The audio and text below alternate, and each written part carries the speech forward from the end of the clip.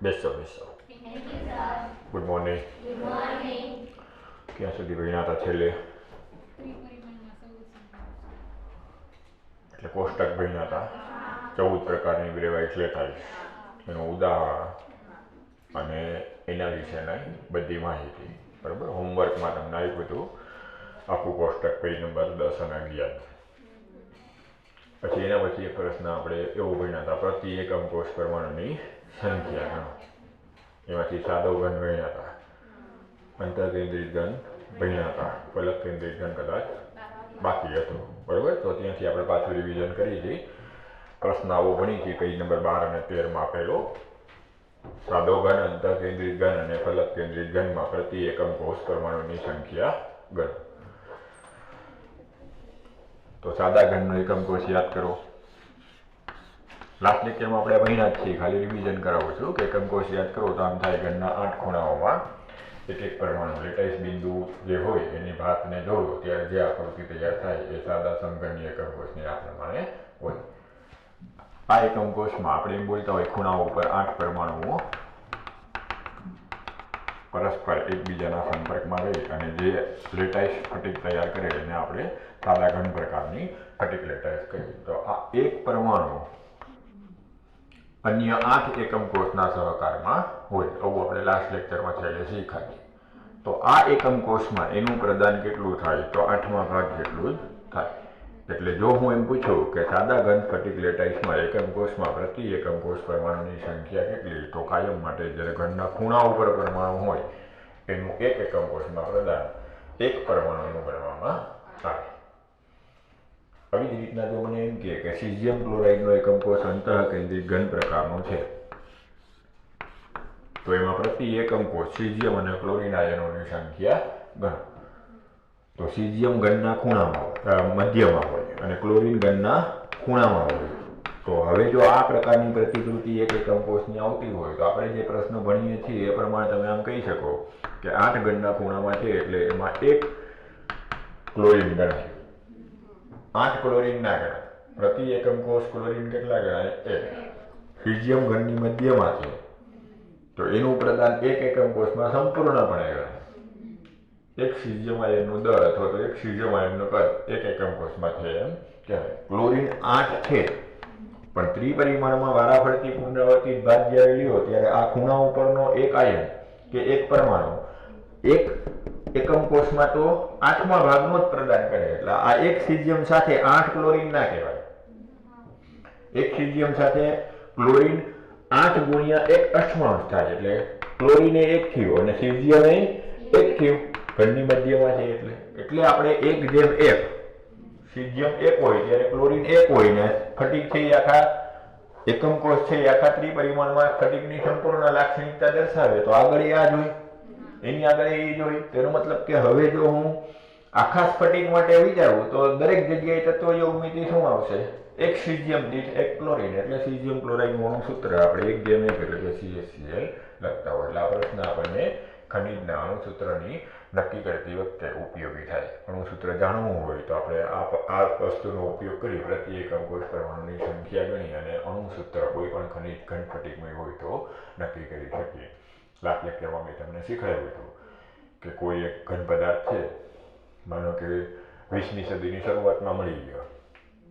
આપણી આગળ ઇલેક્ટ્રોન રચનાની એની માહિતી નથી, ઓક્સિડેશન આંકની એની માહિતી નથી, છતાંય જો મારે એનું સૂત્ર આપવું હોય તો આ પ્રતિ એકમ કોષ જે પરમાણુની સંખ્યા છે એ જો તમે કન્સેપ્ટ શીખાવો તો કણના સ્થાન ઉપરથી, આયનના સ્થાન ઉપરથી તમે તત્વ યોગમિતિ પ્રમાણ નક્કી કરી શકો કે એક આયન દીઠ બીજા આયનનું પ્રમાણ કેટલું, અને એના ઉપરથી તમે એક ખનિજનું કે એક ક્ષારનું સ્ફટિકમય ઘન પદાર્થનું સૂત્ર દર્શાવી શકો. દાખલા તરીકે સીઝિયમ ક્લોરાઇડનું સૂત્ર હું ખાલી કણના સ્થાન ઉપરથી દર્શાવી શકું. મને આટલી ખબર હોય કે સીઝિયમ ક્લોરાઇડમાં અંતઃકેન્દ્રિત ઘન પ્રકારે આયનો ગોઠવાયેલા છે, ઘનની મધ્યમાં સીઝિયમ છે અને ઘનના ખૂણા ઉપર ક્લોરીન છે, તો તમે મને ઇઝીલી કહી શકો કે એનું સૂત્ર 1:1 થશે. એક એકમ કોષમાં એક સીઝિયમ દીઠ 1 ક્લોરીન છે. પછી તો આખી રચના વારંવાર 3 ડાયમેન્શનમાં ઈ પુનરાવર્તન પામવાની. એટલે એકમ કોષના આધારે આખા સ્ફટિકની લાક્ષણિકતા આપણે કહી દઈએ તો એમ કહેવાય કે એ ખનિજનું સૂત્ર 1:1 પ્રકારે થશે. એટલે CaCl આપણે એટલે લખતા હોય. ક્લિયર? તો અંતઃકેન્દ્રિત ઘનના પ્રતિ એકમ કોષ પરમાણુની સંખ્યા 2 થાય. જો સમાન પરમાણુ હોય તો 2 થાય. ખૂણા ઉપર જે પરમાણુ છે એ જ પરમાણુ મધ્યમાં છે તો પ્રતિ એકમ કોષ પરમાણુની સંખ્યા 2 થાય. પણ હવે માનો કે JEE એમ પૂછી નાખે કે સીઝિયમ ક્લોરાઇડનો એકમ કોષ અંતઃકેન્દ્રિત ઘન પ્રકારનો છે. આ JEE 2021 ધારો કે તમને એવું પૂછી નાખે કે સીઝિયમ ક્લોરાઇડનો એકમ કોષ અથવા નીટમાં 2021 આવો પ્રશ્ન પૂછી નાખે તો હવે તમને આવડી જવું જોઈએ. થોડું ડિફરન્ટ પૂછ્યું. સીઝિયમ ક્લોરાઇડ પૂછ્યું તો પ્રતિ એકમ કોષ 2 અણુ ના થાય, અણુ એક જ થાય. ઉતાવળમાં તમે સીઝિયમ ક્લોરાઇડનો એકમ કોષ અંતઃકેન્દ્રિત ઘન પ્રકારનો છે અને હું એમ પૂછી નાખું પ્રતિ એકમ કોષ અણુની સંખ્યા કેટલી, તો બહાર નીકળી તમે એમ કહો સાવ સહેલું પેપર હતું 2 જવાબ આવે. એવો પ્રશ્ન થોડો પૂછાય. પછી કીમાં 1 આવે, આન્સર કીમાં જવાબ 1 આવે એટલે તમે આર્ગ્યુમેન્ટ કરો કીમાં ભૂલ છે તો ખોટી વાત, તમારી કીમાં ભૂલ છે. સમાન પરમાણુ હોય તો 1 + 1 2 થાય. પણ અહીંયા સીઝિયમ હતું ને અહીંયા ક્લોરીન હતું તો આયન તો 2 જ થયા ને, એક સીઝિયમ આયન ને એક ક્લોરીન આયન. પણ અણુ તો 1 થઈ જાય ને. સીઝિયમ ક્લોરાઇડનો અણુ કેટલો બોલાય? 1 મોલ સીઝિયમ અને 1 મોલ ક્લોરીન. તો 2 મોલ સીઝિયમ ક્લોરાઇડ થોડું બને. સીઝિયમ ક્લોરાઇડ તો 1 મોલ જ બને ને. 1 મોલ સોડિયમ અને 1 મોલ ક્લોરીન ના આયનિક જોડાણથી શું બને? 1 મોલ. એટલે જો આ જ પ્રશ્ન હું આમ પૂછું કે સીઝિયમ ક્લોરાઇડ અંતઃકેન્દ્રિત ઘન છે તો એના પ્રતિ એકમ કોષ અણુની સંખ્યા કેટલી? તો 2 ના કહેવાય. કેટલી કહેવાય? 1. 2 જ આવ્યો. જવાબ તો 2 જ આવ્યો. 1 સીઝિયમ અને 1 ક્લોરાઇડ.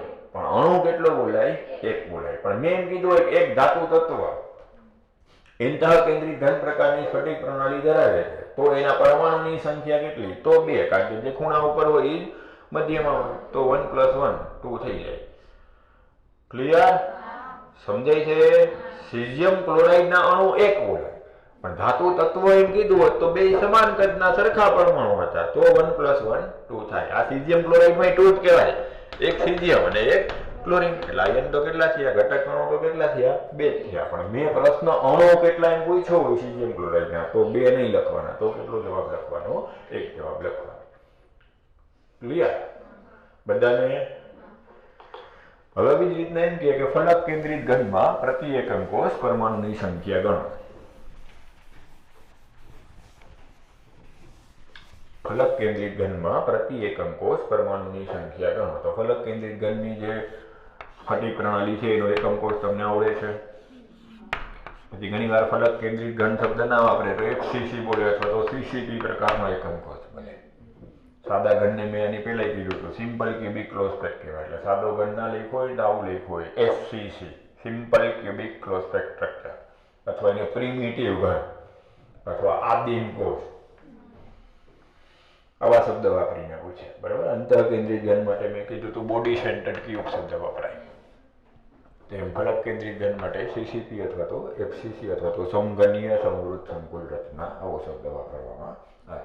પાછા અહીંયા આવી જાય તો FCCમાં હવે તમને ખ્યાલ છે કે 8 ઘનના ખૂણા ઉપર હોય અને 6 ફલકની મધ્યમાં હોય. 8 ઘનના ખૂણા ઉપર અને 6 ફલકની મધ્યમાં. તો ખૂણા ઉપર હોય તો 8મો ભાગ આપશે એટલે E 1 થશે. એની સંખ્યા કેટલી થશે? 1. ક્લિયર? હવે જે ફલકની મધ્યમાં છે એ પ્રતિ એકમ કોષ અડધો ગણાય. અત્યારે આ રૂમની આ દિવાલમાં હું બારી કરું તો કેટલા રૂમના સહકારમાં આવે? 2 રૂમના સહકારમાં આવે.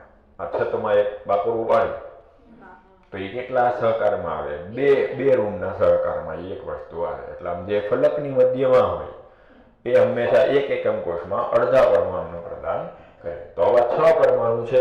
FCCમાં કેટલા પરમાણુ છે? 6. તો 6 × 1/2 =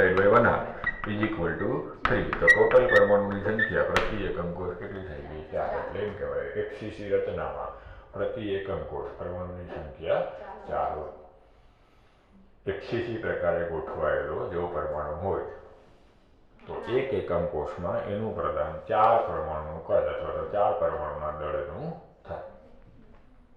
ક્લિયર? દેખાય કેવું જ પરમાણુ 8 ઘનના ખૂણા ઉપર અને 6 ફલકની મધ્યમાં. પણ પ્રતિ એકમ કોષ જ્યારે મારે એના દ્વારા રોકાયેલું કદ કે એના દ્વારા રોકાયેલું દળ ગણવું હોય તો ત્યારે મારે 4 ગણીને ચાલવું પડે.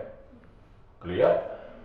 એટલે કોર્નરમાં હોય તો 1, 8 ગુણ્યા 1 અર્થમાં. સી એટલે કોર્નર. બરાબર.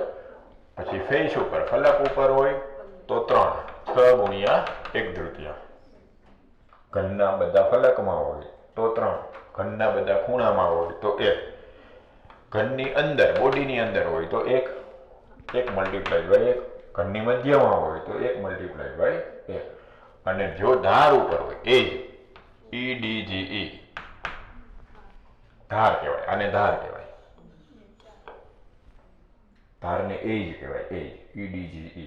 અહીંયા હોય કોઈ પરમાણુ એજ ઉપર તો એ ચોથા ભાગનો આવે, કારણ કે આ 4 રૂમના સંપર્કમાં આવે. આ બાજુ 1, પેલી બાજુ 1, પેલી બાજુ 1, અને આ નહીં સમજો.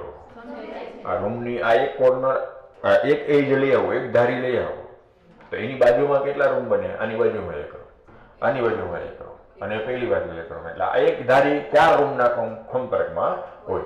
ખૂણો 8માં હોય, ધારી 4 રૂમના સંપર્કમાં હોય. તો અહીંયા હું એમ કહી દઉં ધારીની મધ્યમાં એક પરમાણુ છે તો એનું આમાં પ્રદાન કેટલું ગણવાનું?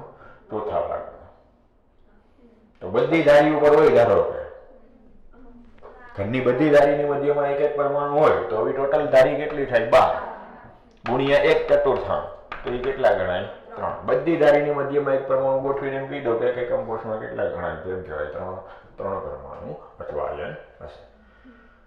સમજાય છે બધાને કે નથી સમજાતું?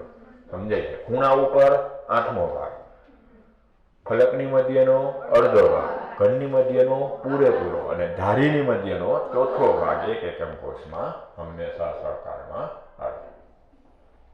ક્લિયર? તો આના આધારે ગમે ત્યારે હવે આપણને કોઈ વખતે ખનિજનું કે ક્ષારનું સૂત્ર પૂછે તો આવડી જવું જોઈએ. માનો કે અત્યારે હું એમ કહી દઉં, એક રકમ બનાવું છું JEE-માં કે ગુજકેટમાં, માનો કે પ્રશ્ન પૂછે તો હવે આવડી જવો જોઈએ.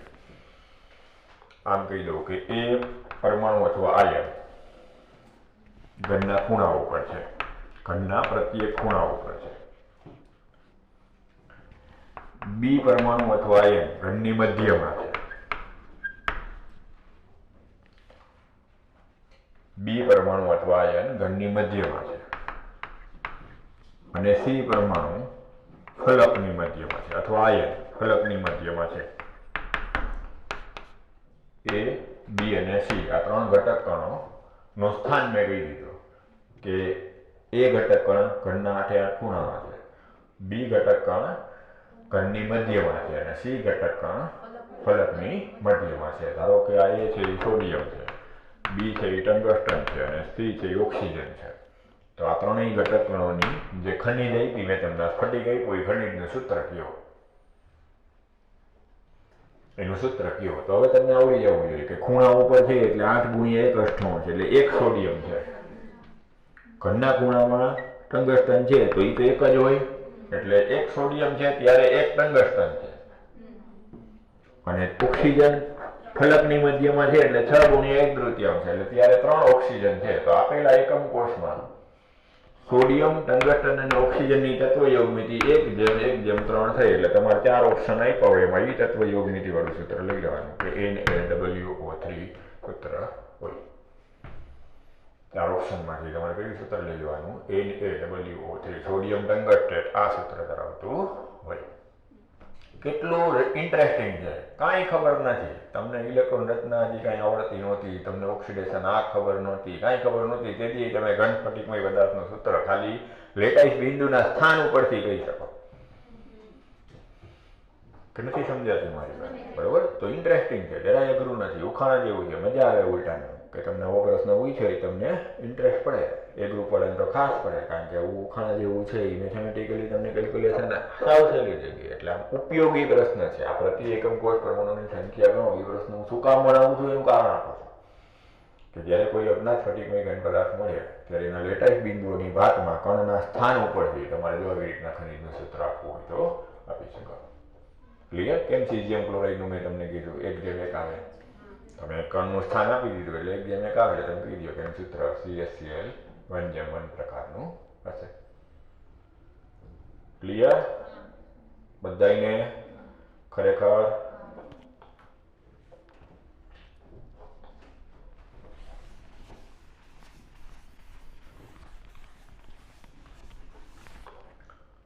હવે માનો કે મેં એમ કીધું કે સાદા ઘનમાં પ્રતિ એકમ કોષ પરમાણુની સંખ્યા 1 છે, અંતઃકેન્દ્રિત ઘનમાં 2 છે, ફલક કેન્દ્રિત ઘનમાં 4 છે. તેનો મતલબ એમ થયો કે સાદા ઘનનું જે કદ હોય, કુલ કદ, એમાં પરમાણુઓ દ્વારા રોકાયેલું કદ એક પરમાણુનું આવે અથવા દળ એક પરમાણુનું આવે.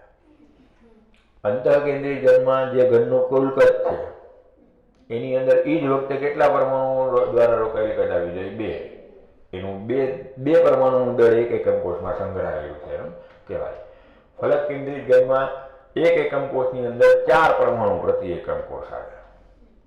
એક સમાન પરમાણુઓ દ્વારા ફલક કેન્દ્રિત ઘન 8 અને 6 પરમાણુ લેટાઈસ બિંદુઓને જોડતા જે બનાવ્યું, તો એમાં એકમ કોષ સમઘનમાં પરમાણુઓ દ્વારા રોકાયેલું કદ અથવા દળ કેટલાનું આવે? 4. તો તમે હવે કોમન સાયન્સ લોજિક વાપરો, તમે સમજાવી શકો કે મેં કીધું કોઈ એક ધાતુ સાદા ઘન પ્રકારની સ્ફટિક લેટાઈસ ધરાવે છે, અને એ જ વખતે હું એમ કહી દઉં કે કોઈ એક ધાતુ ફલક કેન્દ્રિત ઘન પ્રકારની સ્ફટિક લેટાઈસ ધરાવે છે.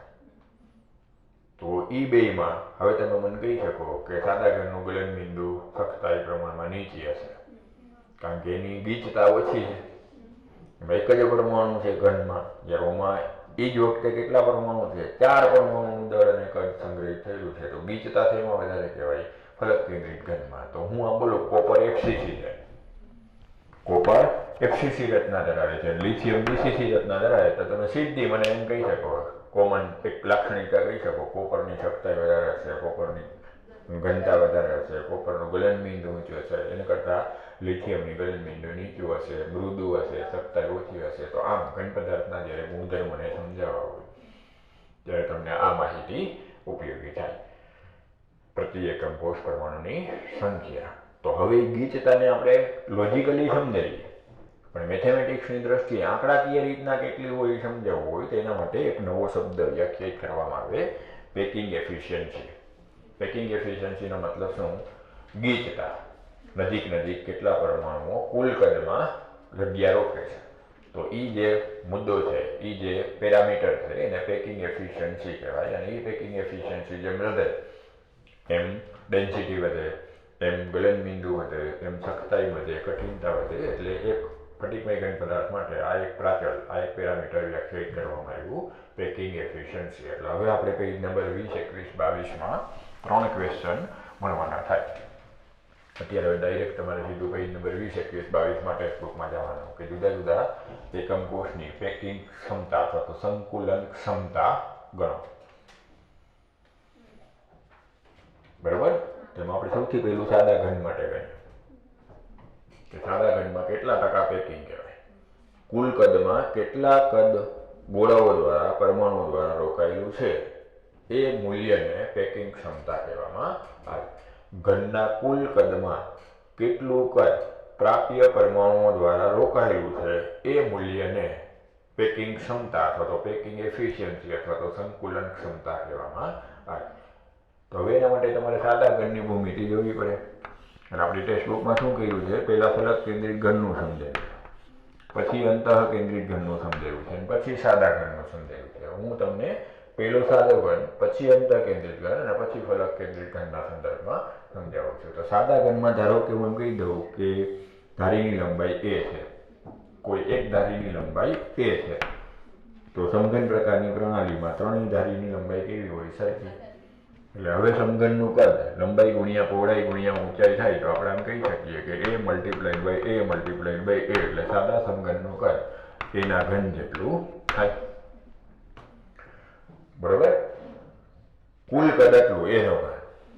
હવે એમાં સાદા ઘનમાં પ્રતિ એકમ કોષ પરમાણુની સંખ્યા કેટલી? તો હમણાં જ હજુ ગઈ કે સાદા ઘનમાં પ્રતિ એકમ કોષ પરમાણુની સંખ્યા 8 ગુણ્યા 1/8 એટલે કે 1 થાય.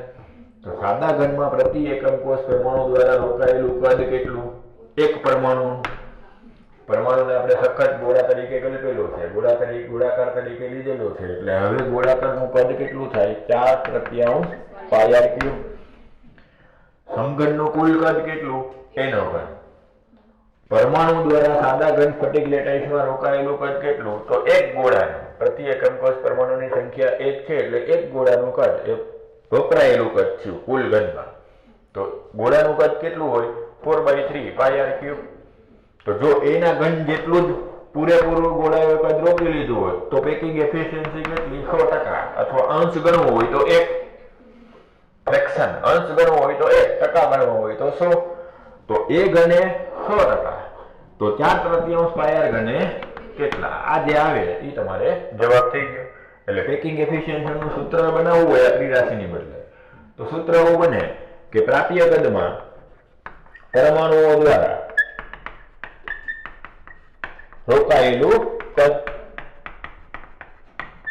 પ્રાપ્ય કદમાં પરમાણુઓ દ્વારા રોકાયેલું કદ ગુણ્યા 100 ભાગ્યા ઘનનું કુલ કદ તો પ્રાપ્ય કદમાં ગોળાઓ દ્વારા રોકાયેલું કદ 1 નું એટલે 4/3 પાયર કયો ગુણ્યા 100 ભાગ્યા સમઘનનું કુલ કદ એનો ઘન આટલું થાય હવે હું સાદા ઘનની સ્ફટિક લેટાઈસમાં પાછો આવું કે એ જો વાસ્તવમાં હું વિચારું તો સાદા ઘનમાં પરસ્પર બે ગોળાઓ એકબીજાના સંપર્કમાં હોય ખૂણા ઉપરના મેં ગઈકાલે તમને મોડેલ સમજાવ્યું હતું 1 2 3 અને 4 નીચે પાછા 1 2 3 અને 4 આવો એક કંકોસ આવતો હતો તો બધા ગોળા પરસ્પર એકબીજાના સંપર્કમાં હોય એટલે આ A ની કિંમત છે ધારીની જે લંબાઈ છે એ 2 વખત ત્રિજ્યા થઈ જાય આકૃતિમાં જોવાની છે ટેક્સ્ટબુકમાં ત્રીજા પ્રશ્નની આકૃતિ જોવાની સાદા ઘનની પેકિંગ ક્ષમતા ગણતા હોય એની આકૃતિ જોવાની પરીક્ષામાં દોરવી પણ પડશે એ આકૃતિ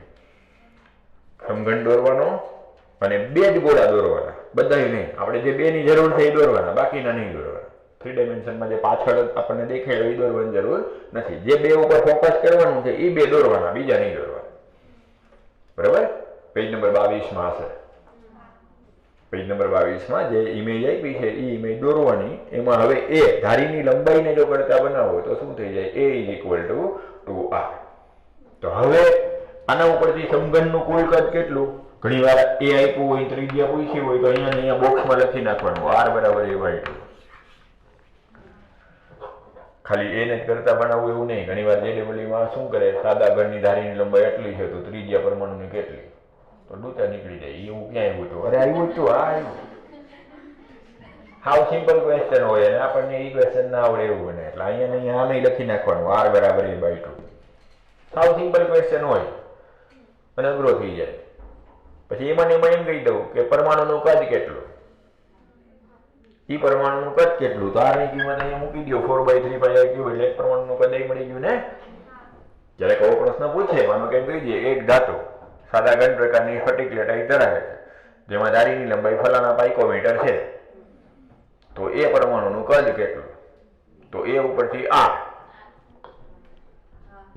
અને r ની કિંમત અહીંયા મૂકી દો એટલે 4/3 પાયર ક્યુબ એક પરમાણુનું કદ મળી જાય બરાબર આવી રીતના પ્રશ્ન પૂછે તો આવડવું જોઈએ પાછા આપણે આપણા મૂળભૂત પ્રશ્નમાં આવી જાય હવે A = 2r મળી ગયું એટલે અહીંયા હવે A ઘનની જગ્યાએ હું શું લખી શકું 2r નો ઘન એટલે 8r³ ઉડી જાય સાદું રૂપ આપશો એટલે π/6 × 100 જો ફ્રેક્શન પૂછ્યો હોય અંશ પૂછ્યો હોય તો આટલો π/6 ટકા પૂછ્યા હોય તો π/6 × 100 હજી પાઈની કિંમત આમાં મૂકી દો એટલે 0.52 × 100 થાય એટલે 52% 0.52 અંશ થાય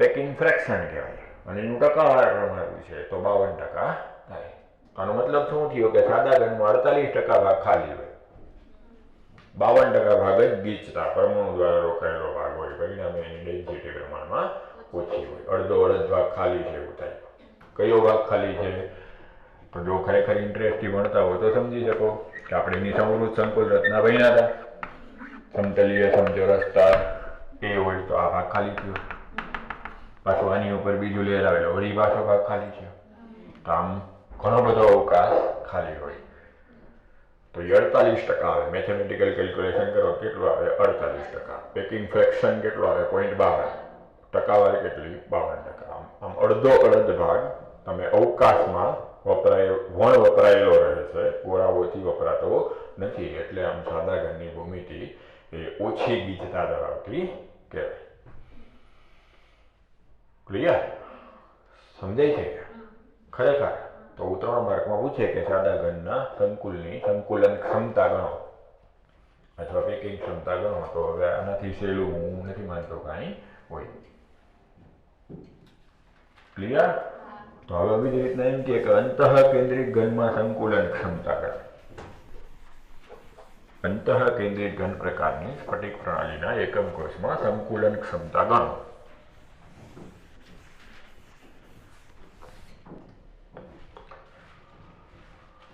તો અંતઃકેન્દ્રિત ઘનનો એકમ કોષ છે એ પહેલા આવડવો જોઈએ. તો એની સમૃદ્ધ સંકુલ રચના મેં તમને શીખવાડી હતી કે સમતલીય સમચોરસ સ્તર એ હોય, એના ઉપર બીજું સ્તર સમતલીય સમચોરસ એવી રીતના ગોઠવો કે જેથી નીચેના સ્તરના 4 ગોળાઓના સંપર્કમાં નિયમિત ચપોચપ રીતના સ્તર બી નો એક ગોળો આવે. ખાસ ધ્યાન રાખવાનું કે જ્યારે સ્તર બી નો એક ગોળો 4ના સંપર્કમાં આવે ત્યારે નીચેના 4 ગોળા એકબીજાના સંપર્કમાં ના જ રહીએ. મેથ્સના માણસ છો, સમજી શકતા હોવા જોઈએ, બરાબર?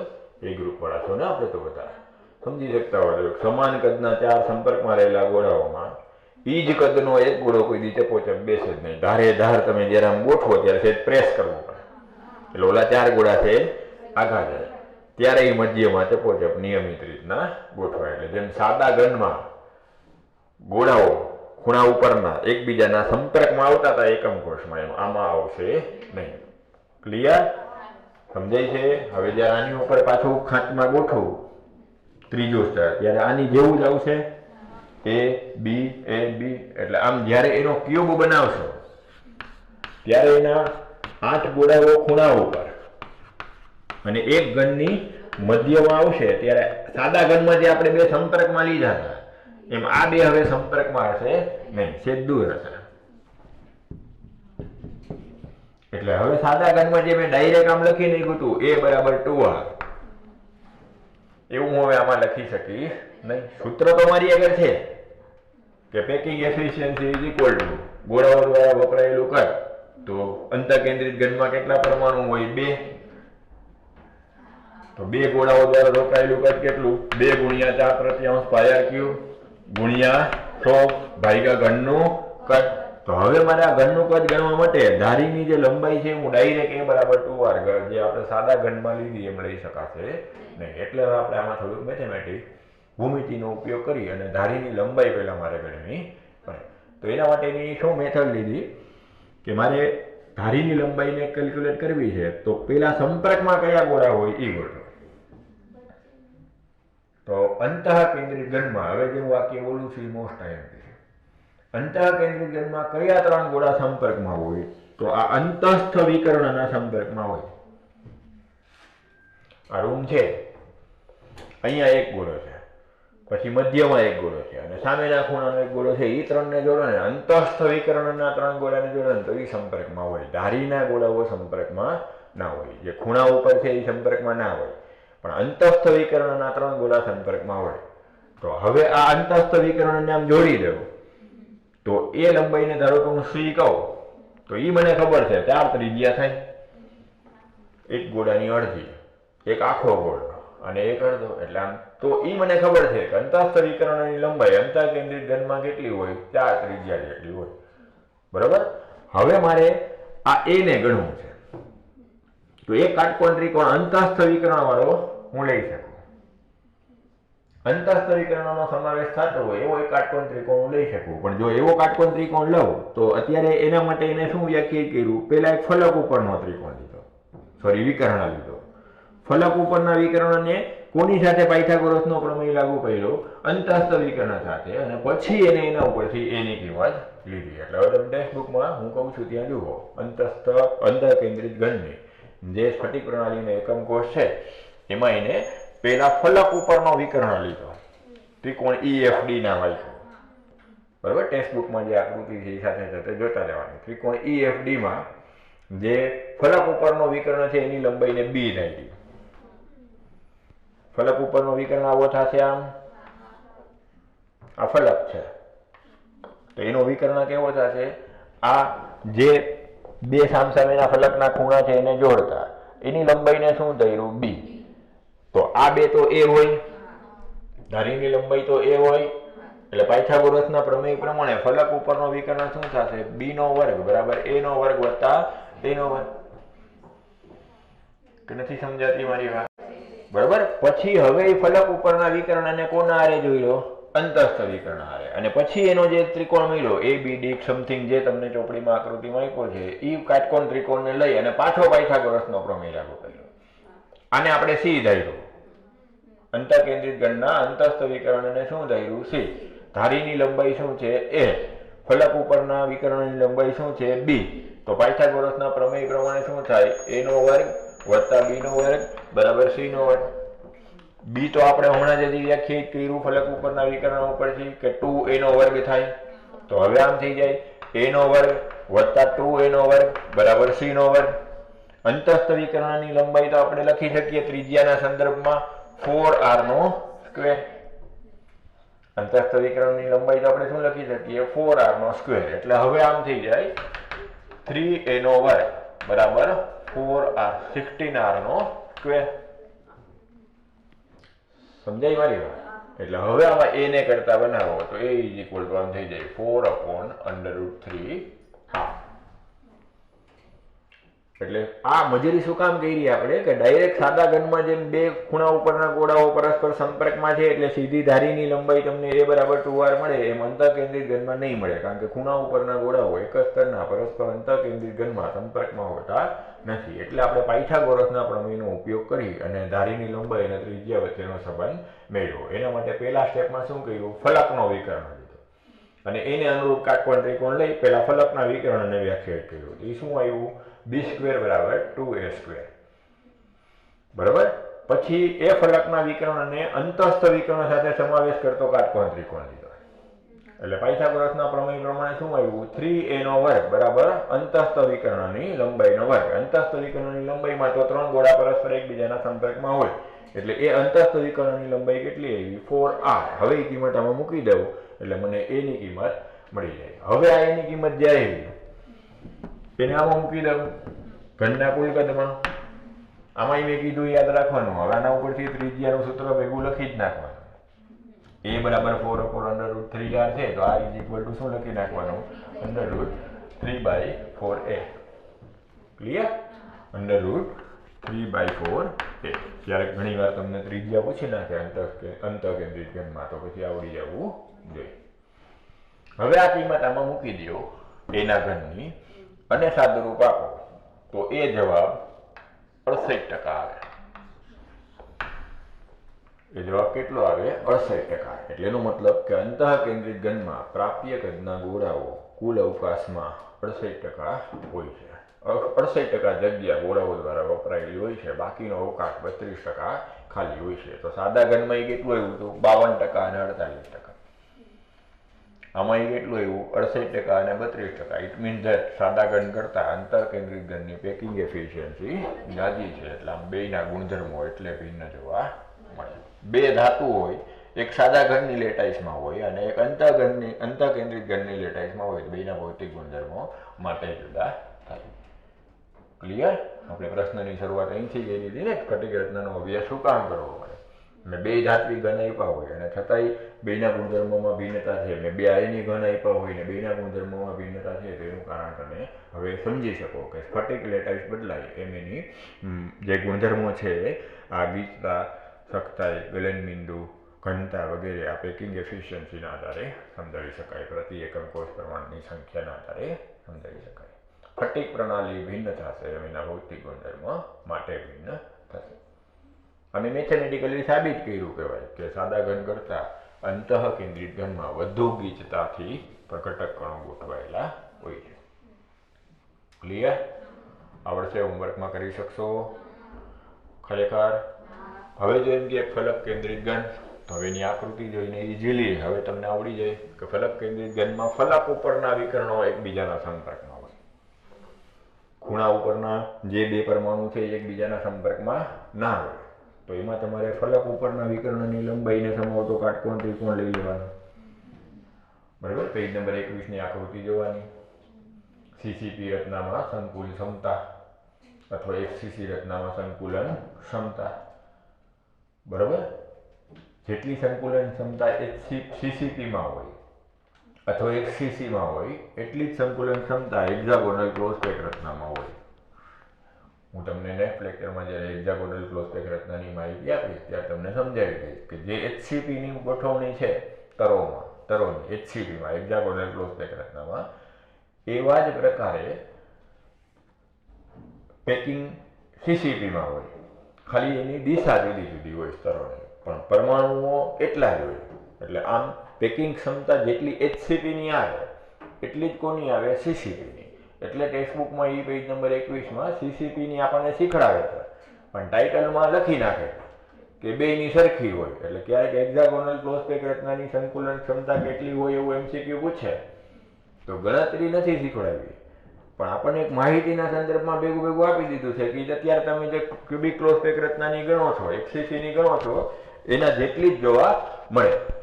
એટલે અલગથી ગણવાની જરૂર નહીં પડે. એટલે તમારે જે પેકિંગ ક્ષમતા છે જે HCP ની બોલો ને એ જ કોની બોલી દેવાની? CCP ની. ગણવાની કઈ આપી છે? CCP ની, FCC ની. એટલે HCP ની એના જેટલી થાય. એટલે હવે આપણે આનો જે આંકડો આવે એ આંકડો કોના હારે મેચ કરી દેવાનો? હેક્ઝાગોનલ ક્લોઝ પેક રચનામાં પણ આ જ સંકુલન ક્ષમતા હોય. બરાબર.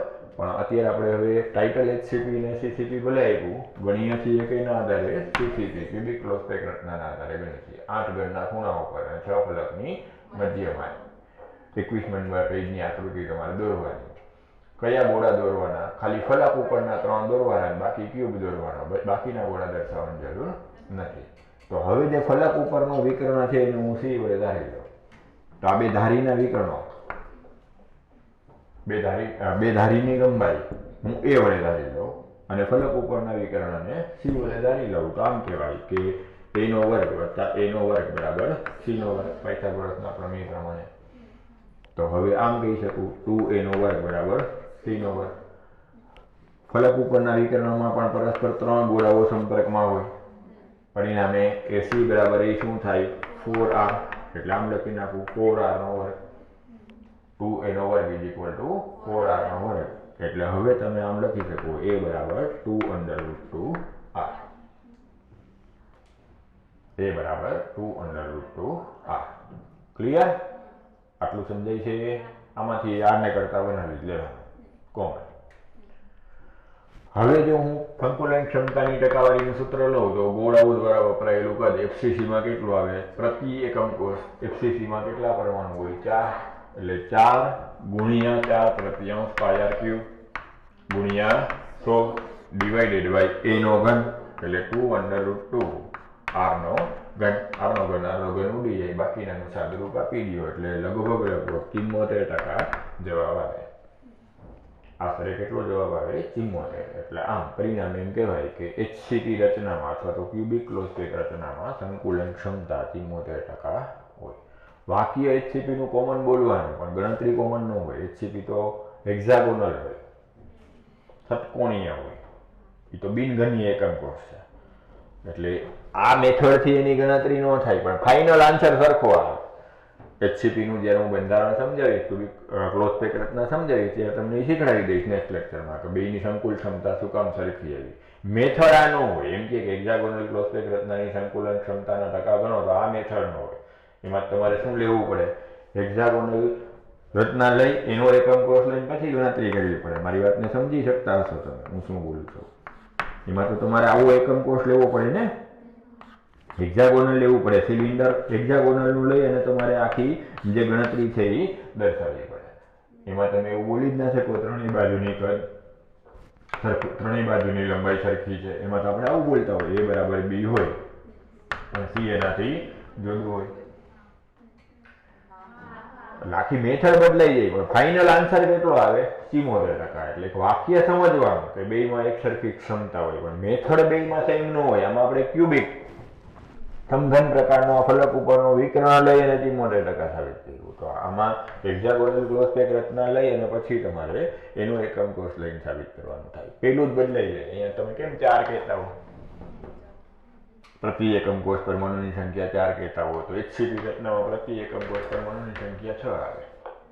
અહીંથી જ બદલાઈ જાય. પછી અહીંયા આપણે સમઘનનું કદ લેતા હોય, અહીંયા તમારે ષટકોણીય નળાકારનું કદ લેવું પડે. લંબાઈ ગુણ્યા પહોળાઈ ગુણ્યા ઊંચાઈ, બે બાજુ સરખી છે, ઊંચાઈ જુદી છે. તો ઈ સૂત્ર કદનું લઈને તમારે મેથડથી આખું સાબિત કરવું પડે. પણ જવાબ સીધો કયો આવે? 74%. એટલે અહીંયા એને એક વાક્ય એમ લખી નાખ્યું. એમ નહીં સમજવાનું કે બેયમાં આ મેથડથી થાય. મેથડ જુદી જુદી હોય, ફાઇનલ આન્સર સેમ આવે. બરાબર. આ એક માહિતી યાદ રાખજો, હું તમને નેક્સ્ટ લેક્ચરમાં શીખવાડી દઈશ કે પ્રતિ એકમ કોષ HCP રચનામાં પરમાણુની સંખ્યા કેટલી થાય? 6. ક્લિયર?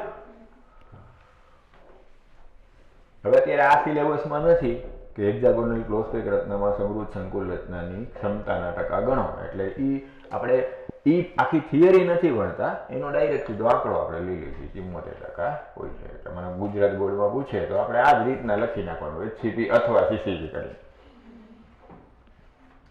મેથડ તો જુદી જ થાય, બરાબર, પણ આપણે અથવા CCPની છે એટલી સ્વીકારી છે. એટલે ગણતરી તમે કોના આધારે કરો છો? ક્યુબિક ક્લોઝ પેક રચના અથવા તો ફલક કેન્દ્રિત ઘન સંકુલ રચનાના આધારે કરો છો. બરાબર? ક્લિયર? તો એકમાં 52%, એકમાં 68% અને એકમાં 74%. તો જો એમ કહીએ કે ગોળાઓ દ્વારા વણ વપરાયેલ કદનો જુદી જુદી સંકુલન ક્ષમતા માટે ટકાવારીનો ક્રમ ચડતા ક્રમમાં ગોઠવો. બરાબર? તો શું જવાબ આવશે? સૌથી વધુ સાદા ઘનમાં, તેનાથી ઓછું અંતઃ કેન્દ્રિત ઘનમાં અને એનાથી ઓછું ફલક કેન્દ્રિત ઘન અથવા તો HCPમાં. આ જવાબ સાચો આવશે. તમે એમ કહો સાહેબ ઊંધો છે આ જવાબ, તો ઊંધો નથી સાહેબ, ઊંધો નહીં, જવાબ ઊંધો છે એમ કહું છું. બરાબર? તો આમાં ઊંધો જવાબ નથી, સાહેબ એ સીધો છે, જવાબ એ સીધો છે. HCC રચનામાં 26% વણ વપરાયેલો, મેં વણ વપરાયેલ શબ્દ વાપર્યો. વણ વપરાયેલ કદ ગણો, વપરાયેલ નહીં, તો વણ વપરાયેલ તો 26% જ થાય ને, વપરાયેલ 74%. પછી આ 68% છે તો વણ વપરાયેલ કેટલું થાય? 32%. અને આ 52% છે તો વણ વપરાયેલ કેટલું થાય? 48%. તો ક્રમ સાચો જ છે. એટલે JEE 2021માં માનો કે આ વખતે એમ ક્વેશ્ચન પૂછી નાખે કે વણ વપરાયેલ કદના ટકાના ચડતા ક્રમમાં ગોઠવો, તો વણ વપરાયેલ કહે તો ક્રમ ઊંધો થઈ જાય. અને પેકિંગ એફિશિયન્સી કહે તો આ જવાબ બદલાવાનો, તો FCCની અથવા HCPની વધારે હોય અને સાદા ઘનની ઓછી હોય. ક્લિયર બધાને? તો 3 પ્રશ્ન પેજ નંબર 20, 21, 22માં જે આપ્યા છે કે જુદી જુદી એકમ કોષની પ્રણાલી માટે સંકુલન ક્ષમતાના ટકા ગણો અથવા તો પેકિંગ ક્ષમતાના ટકા ગણો અથવા પેકિંગ એફિશિયન્સી કહે. ઘણી વાર એના માટે આમ લખ્યું PE એટલે પેકિંગ એફિશિયન્સી ગણો, સંકુલન ક્ષમતા ગણો. બરાબર? તો 3 માટે ઇન્ડિવિજ્યુઅલ. હવે તમને 3 માર્કના ક્વેશ્ચન પૂછે તો આવડી જવા જોઈએ. સાદા ઘનમાં સૌથી સરળ થશે કારણ કે સીધી ધારીની લંબાઈ બરાબર 2r થઈ જશે. અંતઃ કેન્દ્રિત ઘન માટે પહેલા ફલક ઉપરનો વિકર્ણ અને પછી અંતસ્થ વિકર્ણનો ઉપયોગ કરીને જવાબ આપવાનો થશે. અને HCC રચનામાં ડાયરેક્ટ ફલક ઉપરના વિકર્ણથી ધારીની લંબાઈ તમે મેળવી શકશો. ક્લિયર? બધાને હજી એકવાર રિપીટ કરવું. હા, હવે આની ઉપરથી બીજો એક નવો ક્વેશ્ચન શીખીએ. બધા પાછા બોર્ડ ઉપર ધ્યાન આપો, એલર્ટ થઈ જાવ. મોસ્ટ ટાઈમ કે હવે માનો કે કોઈ મને એમ કહે કે પેકિંગ એફિશિયન્સી વધારે છે તો તમે એવી ધારણા એમ કરી શકો કે ડેન્સિટી ઉપર એની અસર થતી હોય. તો હવે ધારો કે હું એકમ કોષની ઘનતા ગણી લઉં તો એકમ કોષ આખા સ્ફટિકની લાક્ષણિકતા દર્શાવે. એટલે જે એક એકમ કોષની ઘનતા થાય એ આખા સ્ફટિકની થાય. તો જો હું એકમ કોષની ઘનતા ગણવાનું સૂત્ર વ્યાખ્યાયિત કરી દઉં, આ પ્રતિ એકમ કોષ પરમાણુની સંખ્યા ઉપરથી, ધારીની લંબાઈ ક્ષકિરણ ઉપરથી, વર્ણપટ ઉપરથી મેળવીને, તો હું એકમ કોષની ઘનતા કાગળ ઉપર ગણી શકતો હોઉં તો આખા સ્ફટિકની ઘનતા એ જ થાય. વારંવાર પુનરાવર્તન પામતો ભાગ છે. તો ઘનતા ઉપર આધારિત ઘણા બધા મુદ્દાઓ, ભૌતિક ગુણધર્મો, એના ઉપરથી ઘણા બધા પેરામીટર મારે જે જાણવા હોય એ જાણી શકું. એટલે હવે પછીનો ક્વેશ્ચન આપણે એ બને છે કે એકમ કોષની ઘનતાનું સૂત્ર તારવું.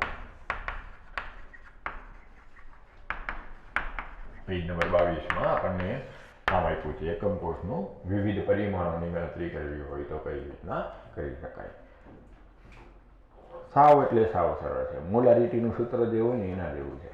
મોલારિટીનું સૂત્ર આપણે બોલતા હોય ગ્રામના છેદમાં અણુભાર ગુણ્યા 1000ના છેદમાં દ્રાવણનો કદ VmL. તો વાસ્તવમાં એ સૂત્ર છે જ નહીં. મોલ પ્રતિ લીટર જે વ્યાખ્યા છે એનું સાદુરૂપ છે. મોલ એટલે ગ્રામના છેદમાં અણુભાર અને કદ લીટરમાં.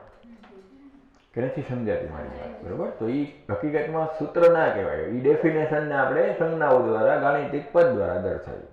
તેવી જ રીતના અત્યારે જો હું કહી દઉં કે એકમ કોષની ડેન્સિટીનું સૂત્ર તારવો, તો વાસ્તવમાં સૂત્ર નથી, એક સાદુરૂપ છે કે ડેન્સિટીને હું ડી સંજ્ઞા વડે દર્શાવું. તો તમે આમ બોલો કે એકમ કોષની ડેન્સિટી એકમ કોષનું દર છેદમાં એકમ કોષનું કદ થાય.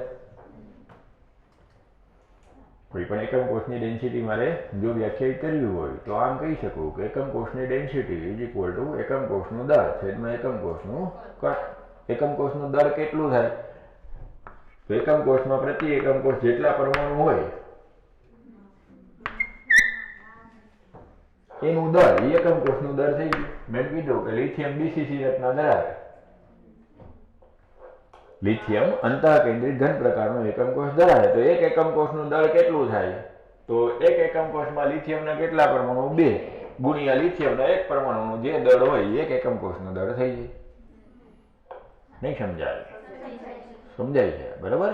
એટલે હું આમ લખું કે જે પરમાણુની સંખ્યા છે એને Z વડે ધારું અને પરમાણુનું દળ છે એને સ્મોલ m વડે ધારું, તો એકમ કોષનું દળ કેટલું થાય?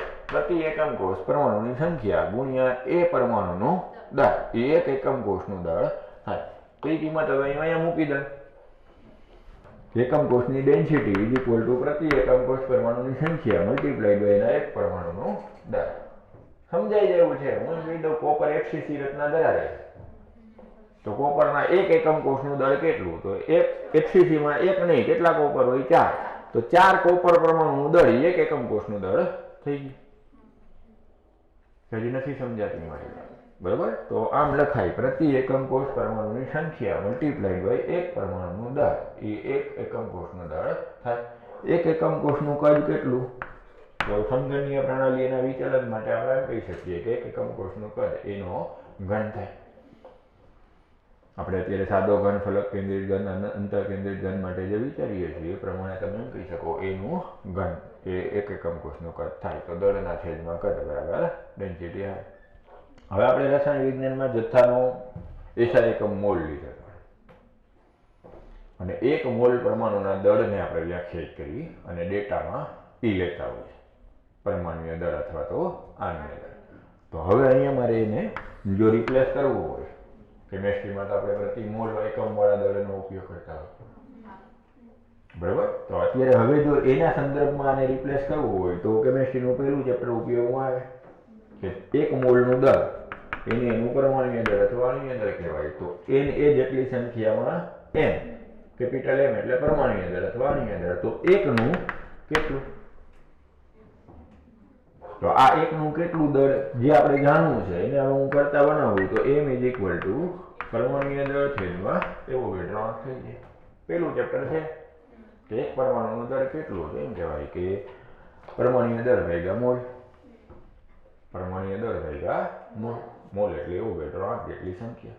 તો એ કિંમત હવે હું અહીંયા મૂકી દઉં તો એકમ કોષની ડેન્સિટી ઇઝ ઇક્વલ ટુ પ્રતિ એકમ કોષ પરમાણુની સંખ્યા મલ્ટીપ્લાઈડ બાય એ ધાતુ અથવા એ સંયોજનનું પરમાણુય કે આણ્વીય દળ ડિવાઇડેડ બાય એકમ કોષનું કદ ગુણ્યા એવોગાડ્રો. આ સૂત્ર તમારે યાદ રાખી અને હવે જે કંઈ ગણતરી કરવી હોય ઘન અવસ્થામાં સ્ફટિકમય ઘન પદાર્થના સંદર્ભમાં તો એ તમે આ સૂત્રથી ઇઝીલી કરી શકો. કોઈ પણ 4 વસ્તુ આપી હોય તો એક વસ્તુ તમે કહી શકો. આ છે એ સૂત્ર ખૂબ જ ઉપયોગી છે. એવોગાડ્રો આંક સાચો છે એ સાબિત કરવું હોય આનાથી થઈ જાય. પ્રયોગશાળામાં કોપરની ડેન્સિટી માપી લો, હા કે ના? પછી કોપરની સ્ફટિક પ્રણાલી તમને ખબર છે, એ પરમાણુની સંખ્યા મૂકી દો. એક્સરેથી એની સ્ફટિક પ્રણાલીમાં ધારીની લંબાઈ એંગસ્ટ્રોમ કે પાઇકોમીટરમાં નેનોમીટરમાં નક્કી કરી લો, એ અહીંયા મૂકી દો. કોપરનું પરમાણુય દળ પ્રોટોન, ઇલેક્ટ્રોન, ન્યુટ્રોનની સંખ્યાના આધારે સરેરાશ સમસ્થાનિકનું આપણને ખબર હોય 63.5 છે, એ અહીંયા મૂકી દો તો એવોગાડ્રો આંક તમને મળી જાય. કેટલો આવે? 6.022 ગુણ્યા 10⁻23 જ આવે. એટલે સાબિત કરી શકાય કે એવોગાડ્રો સાચો છે, બરાબર. એવી જ રીતના એક પરમાણુનું દળ ગણવું હોય, દ્રવ્યમાન વર્ણ પરથી મુશ્કેલી પડતી હોય ને એક પરમાણુનું દળ ગણવું હોય કેટલું છે એક્યુરેટ મૂલ્ય, તો એ તમે કાગળ ઉપર ગણી શકો. આ બધું ખબર છે તો ઘનતાની ગણતરી કરી શકો. આ બધું ખબર છે તો અણુભાર કેટલું હોય અથવા તો પરમાણુય દળ કેટલું હોય એની ગણતરી કરી શકો. ટૂંકમાં 4 પ્રાચલ તમને ખબર હોય તો એક અજ્ઞાતને તમે કરતા બનાવીને આ સૂત્રનો ઉપયોગ કરી સ્ફટિકમય ઘન પદાર્થો માટે વિવિધ પરિમાણો નક્કી કરી શકો છો કાગળ ઉપર. ક્લિયર? આ સૂત્ર કાયમ માટે યાદ રહેવું જોઈએ. એક એકમ કોષની ડેન્સિટી, પછી એકમ કોષની ડેન્સિટી હોય એ જ આખા સ્ફટિકની ગણાય, કારણ કે આપણે એટલા માટે તો એકમ કોષ વ્યાખ્યાયિત કર્યો હતો કે પુનરાવર્તિત ભાગ છે, એના આધારે આખા સ્ફટિકની લાક્ષણિકતા સમજાવી શકાય છે. એટલે આમ સ્ફટિકની ઘનતા ઇઝ ઇક્વલ ટુ એના પ્રતિ એકમ કોષ પરમાણુની સંખ્યા મલ્ટીપ્લાઈડ બાય પરમાણુય દર અથવા અણુય દર ડિવાઇડેડ બાય એકમ કોષનું કદ એનો ઘન મલ્ટીપ્લાઈડ બાય એવોગાડ્રો. આ સૂત્રમાં બધી જે માહિતી હોય કિંમત મૂકી દો એટલે કોઈ પણ એક અજ્ઞાતને કરતા બનાવી અને જોઈએ જવાબ મેળવી શકાય. ક્લિયર? તો પેજ નંબર 22 ઉપરનો આ પ્રશ્ન વાંચવાનો, પાકો કરવાનો નહીં, સૂત્ર જ પાકો કરવાનું, બાકીનું વર્ણન તો વાંચવાનું હોય ને. સમજાવે છે શું કામ આપણે આ સૂત્ર જુદા જુદા પરિમાણોને ગણતરીમાં લેવા માટે આ સૂત્ર ઉપજાયું, આ વ્યાખ્યાયિત કર્યું. ક્લિયર? બધાને ખરેખર સમજાય છે? આપો જે ટેક્સ્ટ બુક. તો આના ઉપરથી તમને પેજ નંબર 22 ઉપર કોયલા નંબર 1.3 છે એ ગણતા શીખડાવું છું કે કેવી રીતના ગણાય. પેજ નંબર 22 ઉપર કોયલા નંબર 1.3 જુઓ. આમાં આપ્યું એક તત્વની રચના અંતર કેન્દ્રિત ઘન પ્રકારની છે, બીસીસી છે, એટલે એમાં પ્રતિ એકમ કોષ પરમાણુની સંખ્યા કેટલી થઈ ગઈ? 2. ક્લિયર?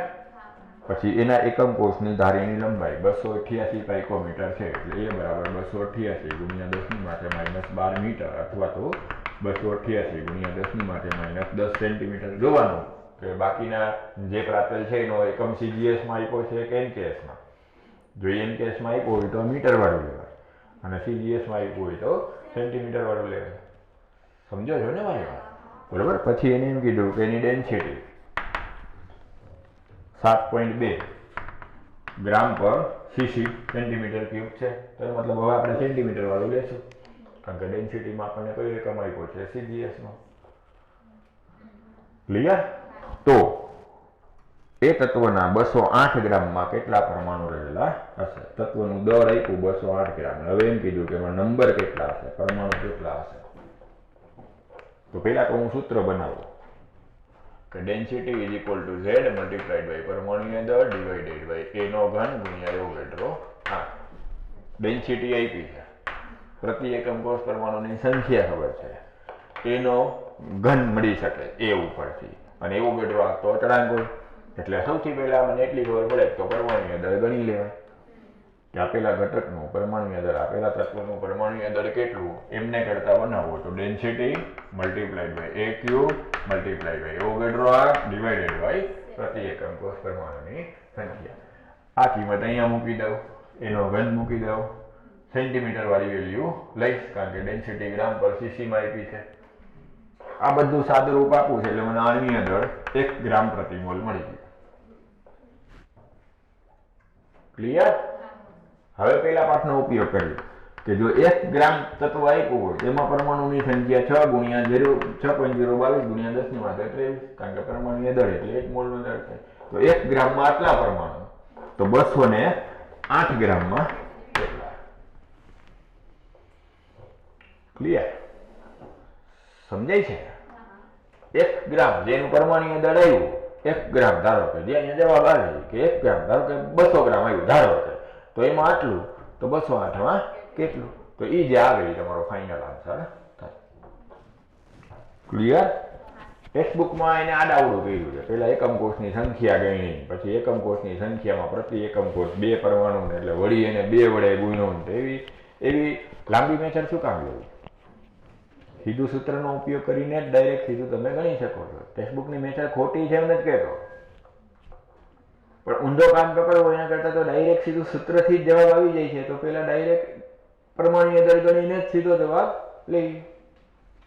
હા, એમ કીધું હોત પ્રતિ એકમ કોષ આપેલા 208 ગ્રામમાં એકમ કોષની સંખ્યા કેટલી, તો તમારે ગણવું પડે એકમ કોષની સંખ્યા કેટલી થાય. પણ અત્યારે આપણે સીધું એમ જ પૂછ્યું છે પરમાણુની સંખ્યા કેટલી, તો એની જરૂર નથી. આ મેથડથી ગણશો તો થોડું સહેલાઈથી જવાબ આવી જશે. ક્લિયર? ગણી શકશો હોમવર્કમાં બધાને? હવે એના પછીનો જે દાખલો છે એ હવે હોમવર્કમાં તમે ગણી શકો. ક્ષ-કિરણ વિવર્તન એવું દર્શાવે છે કે કોપરમાં એફસીસી પ્રકારનું સ્ફટિક રચના છે. એટલે એફસીસી કીધું એટલે પેલા તો પ્રતિ એકમ કોષ પરમાણુની સંખ્યા કેટલી થઈ જાય? 4. પ્રતિ એકમ કોષ પરમાણુની સંખ્યા 4. પછી એમ કીધું કે એમાં કોષની ધારીની લંબાઈ એ 3.608 × 10⁻⁸ સેન્ટીમીટર એટલે એની કિંમત આપી દીધી. હવે એમ કીધું કે પ્રાયોગિક રીતે કોપરની ઘનતા જ્યારે નક્કી કરી ત્યારે 8.92 ગ્રામ પર સીસી છે, સેન્ટીમીટર ક્યુબ છે. તો કોપરનું પરમાણ્વીય દળ ગણો. તો ડાયરેક્ટ સીધું એમને જ કરતા બનાવવાનો થયો. તો આગલા દાખલામાં એ જ કરાય, એમને કરતા બનાવીને પછી ગણાય 208 ગ્રામમાં કેટલા. બરાબર? આ તો હવે સીધું સૂત્રમાં કિંમત મૂકવાથી જ આવશે ને. હમણાં લખ્યું તો સૂત્ર લખવાનું કે m = ડેન્સિટી × a² × એવોગાડ્રો / બધી કિંમત આપી છે.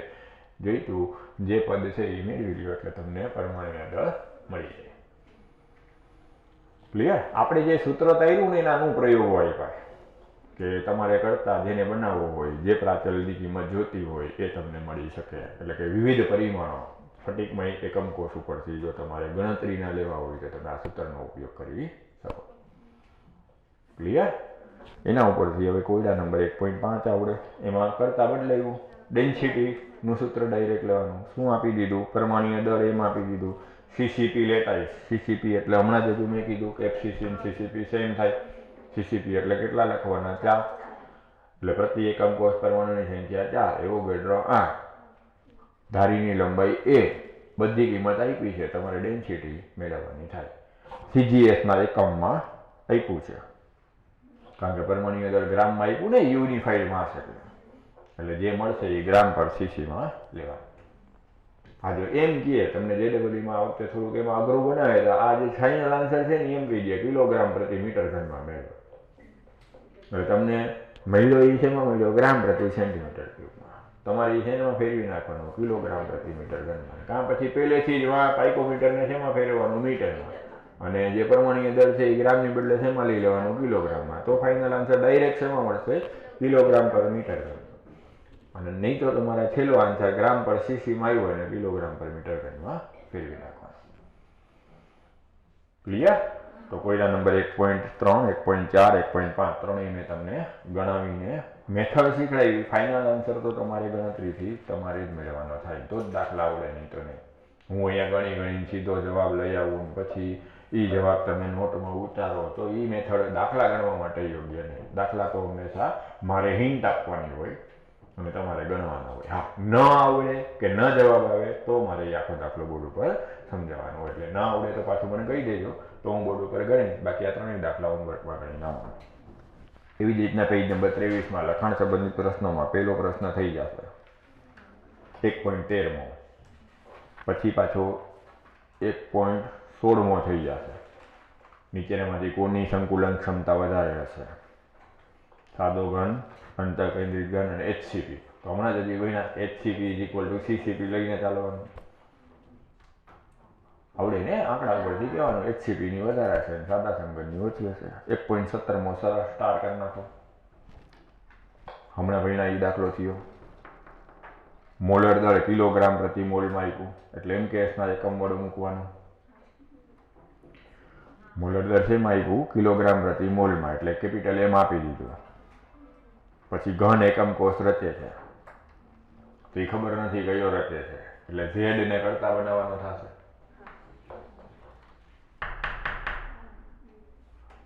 સરસ દાખલો છે, બુદ્ધિ થોડીક વાપરો કે ઘન એકમ કોષ એટલે અજ્ઞાત કીધો, ખબર નથી એટલે Z ને કરતા બનાવવાનો થશે. ડેન્સિટી આપી દીધી અને ધારીની લંબાઈ આપી દીધી એટલે Z મળશે. હવે ફાઇનલ આન્સરમાં શું મળશે? Z. પ્રતિ એકમ કોષ પરમાણુની સંખ્યા 1 આવે Z તો તમારે એમ કહી દેવાનું સાદા ઘનની પ્રણાલી હશે.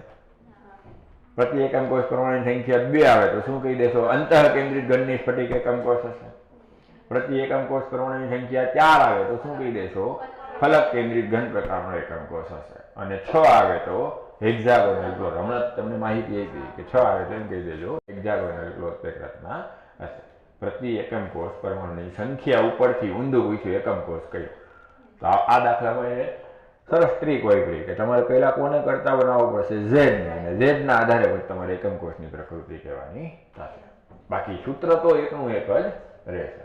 એટલે આ સૂત્રનું મહત્વ સમજાય કે આપણે જે આ સૂત્ર તાર્યું છે એની ઉપરથી તમે સ્ફટિકના વિવિધ પરિમાણોની માહિતી મેળવી શકો. ક્લિયર? આવડશે ખરેખર? તો આટલું હોમવર્કમાં અને સ્વાધ્યાયના આ ટાઈપના જેટલા દાખલા હોય એટલા હોમવર્કમાં કરી નાખવાના. ન આવડે એ પાછા મને પૂછવાની છૂટ છે નેક્સ્ટ લેક્ચરમાં.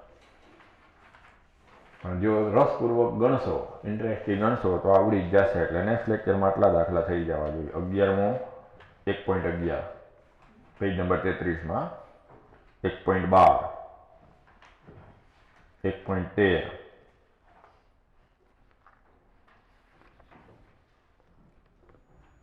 એમાં પેલા એ મળશે 1.13માં પેલા એ મળશે અને એ ઉપરથી આર ગણવાનું થશે. હમણાં મેં ન લખાયું અહીંયા એ અને આર નું સૂત્ર ભેગું રાખજો. જો અત્યારે એનો ઉપયોગ આવી ગયો બરાબર. એમાં માઈ ગઈ છે ત્રિજ્યા, તો ત્રિજ્યા ડાયરેક્ટ નહીં મળે. પેલા શું મળશે એ મળ્યા પછી તમે એ અને આર વચ્ચેના સંબંધથી શું મેળવી લેજો ત્રિજ્યા. ક્લિયર? સમજાય છે? એટલે 1.11 1.12 1.13 આ 3 દાખલા સ્વાધ્યાયના અને પાછલા પેજમાં 1.21 અને 1.24 આટલા દાખલા હોમવર્કમાં ગણીને આવવાના થાય. લખાણ સંબંધિત પ્રશ્નો અને સ્વાધ્યાય અને કોયડા, આમાં જેટલા આપણે દાખલા મેં તમને અત્યારે ક્લાસમાં કીધા એ બધા દાખલા નેક્સ્ટ લેક્ચરમાં હોમવર્કમાં કરીને આવો. બરાબર? તો આજે અહીં સુધી રાખીએ. આવતીકાલે પાછા મળશું. જય શ્રી કૃષ્ણ.